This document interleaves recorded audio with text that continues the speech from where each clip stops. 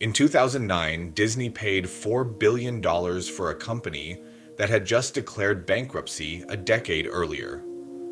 What they were actually buying had nothing to do with movies. They were acquiring a legal monopoly on human imagination. Every ticket sold, every toy purchased, every costume worn on Halloween became a royalty payment to a system most people never even noticed existed.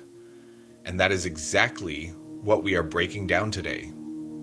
Disney paid $4 billion for a comic book company. Most people called it expensive. A decade later, the MCU had generated over $33 billion at the box office alone, before merchandise, licensing, or theme parks. That was not a film deal. That was an infrastructure acquisition. Here is what most people completely missed. Disney did not buy stories. They bought permission structures, legal frameworks that allow them to charge every studio, every retailer, and every streaming platform just to exist in that universe. Every Spider-Man costume, every Avengers lunchbox, every licensed game. Disney collects a toll. They do not create the product. They own the road. Look at what happened to Sony. They still hold the Spider-Man film rights.